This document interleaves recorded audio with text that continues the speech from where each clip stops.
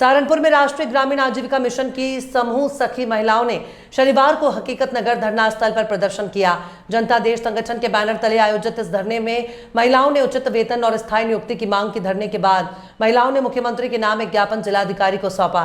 समूह सखी महिलाएं प्रधानमंत्री सुरक्षा बीमा योजना, जीवन ज्योति बीमा योजना, पशु टीकाकरण योजना और मिशन अंत्योदय योजना में काम करती हैं। इन सभी योजनाओं में काम करने के बावजूद उन्हें केवल 800 रुपए मासिक मानदेय मिलता है। महिलाओं का कहना है कि शहर में होने वाली बैठकों और कार्यक्रमों का खर्च भी उन्हें खुद उठाना पड़ता है। संगठन ने 18,000 रुपए प्रति माह वेतन, विभाग में स्थायी नियुक्ति और मातृत्व लाभ अधिनियम 1961 के तहत सुविधाओं की मांग की है। मांग न माने जाने पर आंदोलन की चेतावनी दी गई है। कार्यक्रम में जेडीएस के राष्ट्रीय अध्यक्ष सुरेश कुमार फौजी, महिला विंग अध्यक्ष एडवोकेट पिंकी पवन शिंदे और अन्य पदाधिकारी मौजूद रहे। साथ ही बबीता कश्यप, उमा कोमल, लक्ष्मी, ममतेश, रुखसार, सुमन, सीमा, बरखा और निर्मला सहित कई सदस्य उपस्थित थे। मेरा नाम एडवोकेट पिंकी पवन शिंदे और मैं जनता देश संगठन की राष्ट्रीय महासचिव। ये धरना सर समूह सखियों के वेतनमान बढ़ाने के लिए है। ये लगभग 1 वर्ष होने जा रहा है इस धरने को। ये हर महीने की 14 तारीख में ये धरना होता है। ये समूह सखी जो सरकार द्वारा योजना चलाई गई है, राष्ट्रीय ग्रामीण आजीविका मिशन के तहत लगी हुई है। वैसे तो उसमें समूह सखियों का काम है कि वो महिलाओं के ग्रुप बनवाती है। सेल्फ हेल्प ग्रुप आपने सुना होगा सरकारी योजनाओं के तहत। तो एक महिला कम से कम 14 से 15 ग्रुप बने हुए हैं एक महिला के, और एक ग्रुप में 10 महिलाएं हैं। तो अगर हम उन्हें मल्टीप्लाई कर दे तो कम से कम एक महिला के नीचे 150 महिलाएं हैं जिन्हें वो सरकार द्वारा ऋण दिलवाती है रोजगार करने के लिए या काम चलाने के लिए, और फिर उस ऋण को इंटरेस्ट के साथ में ईएमआई करके सरकार को, बैंक को वापस करती है। यदि हम देखते हैं कि एक महिला जब इस काम को करती है तो एक महिला ने कम से कम 15 से 20 लाख रुपए महिलाओं में बांटे हुए हैं अपने गांव में, अपने ग्रुप में। आप मुझे बताइए कि 15 से 20 लाख का हिसाब रखने के लिए एक मैनेजर को एक स्पेशल स्टाफ चाहिए जिसकी तनख्वाह 70-80 हजार के लगभग आप भी जानते हैं कि होती है। लेकिन इन महिलाओं को अगर आप इनका वेतन सुनोगे तो आप ये कहोगे कि इस समय में क्या ऐसा पॉसिबल है।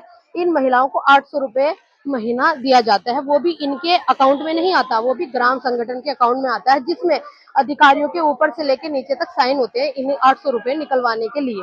वो भी ईयरली देते हैं या मंथली भी दे सकते हैं। तो अगर आप उन्हें डिवाइड कर देते हैं 800 रुपए को पर डे में, तो 26 से 27 रुपए बैठते हैं। तो आप ये सोच के कि इस समय में सरकार जहां महिला सशक्तिकरण की बात कर रही है, क्या 26 रुपए में महिला सशक्तिकरण हो सकता है सर? अगर हम अनस्किल्ड मजदूर अधिनियम जो कहता है, सरकार ने बनाया है, मैंने नहीं बनाया, अनस्किल्ड जो एम्प्लॉय है उसकी भी 710 रुपए पर डे की इनकम है, मजदूरी है। आप ये बताइए कि ये 710 रुपए और 26 रुपए ये कहाँ स्टैंड करते हैं सर? ये महिलाएं पूरा दिन काम करती हैं, कभी विकास भवन की मीटिंग में, कभी ब्लॉक की मीटिंग में। ना तो इनकी अपनी कोई पहचान है, जैसे आप रोडवेज बस में जाओ, सरकारी बस में जाओ, इनकी कोई पहचान नहीं है, पूरा किराया देना पड़ता है। दूसरी बात, अगर इन्हें कुछ हो जाता है फील्ड में काम करते हुए, इनके पास कोई मेडिकल इंश्योरेंस फैसिलिटी भी सरकार की तरफ से नहीं है। जो महिलाएं प्रेग्नेंट हैं, जो महिलाएं काम कर रही है, जिनके बच्चे छोटे हैं, उन्हें मातृत्व अधिनियम जो है, मातृत्व लाभ अधिनियम है, उसकी कोई फैसिलिटी नहीं मिल रही है। तो मैं सरकार से ये पूछना चाहती हूँ एक महिला होने के नाते कि वो इनकी तरफ क्यों नहीं देख रही है, क्योंकि हमारा विकास कैसे संभव होगा, एक महिला का विकास कैसे संभव होगा सर 26 रुपए में? तो इनकी यही मांग है कि हमारा वेतन हमारे काम के हिसाब से हमारा वेतन बढ़ाया जाए, क्योंकि अगर मजदूरी भी आप दोगे तो कम से कम अगर आप 500 रुपए किसी प्राइवेट यहाँ भी चले जाओगे, 500 रुपए मजदूरी मिलेगी, 500 रुपए मजदूरी का मतलब है 15,000 रुपए महीना। वो तो कहीं भी स्टैंड नहीं करता है। तो ये फिर 24 घंटे काम करने के लिए बाध्य क्यों होंगी? एक स्टोनर की तरह रजिस्टर बनाने के लिए बाध्य क्यों होंगी? ईएमआई जमा कर रही है, उसका रिकॉर्ड अपने यहाँ डिजिटल नहीं है सर, हाथ से हैंडमेड रजिस्टर बना रही है। एक महिला के पास 10-10 रजिस्टर है। जी सर, जी। तो क्या आश्वासन कोई मिलता है? क्या क्या देखिए सर, अभी फिलहाल तो हमें सरकार की तरफ से कोई आश्वासन नहीं। अधिकारी आते हैं, वो बोलते हैं हम आपका ज्ञापन जो है सरकार को पहुंचा देंगे। जब यहाँ 17 मार्च में मुख्यमंत्री जी भी आए थे, हमने उनसे मिलने का प्रयास भी किया था सर्किट हाउस में, हमें मिलने नहीं दिया गया था।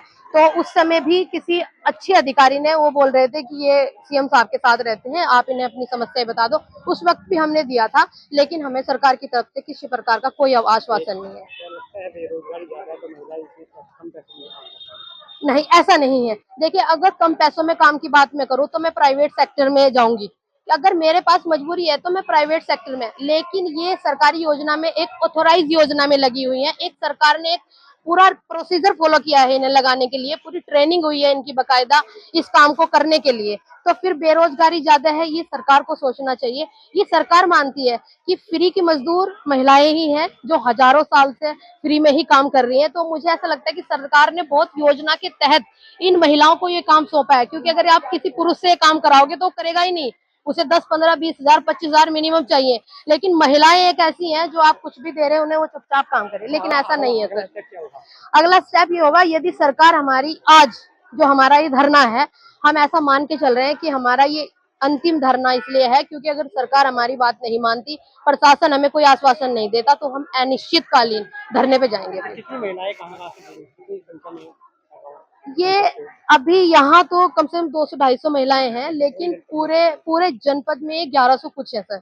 हर ब्लॉक में 100 से ज्यादा हैं, 100 से कम भी हो सकते हैं, लेकिन पूरा टोटल मार के तो 1100-1200 महिलाएं होंगी, क्योंकि 11 ब्लॉक है हमारे जनपद में। तो काफी संख्या में ये महिलाएं हैं। सरकार को ऐसा नहीं करना चाहिए, कम से कम इतनी इनकम तो हो या उतनी फैसिलिटी तो हो जिससे ये अपने घर का गुजारा कर सके।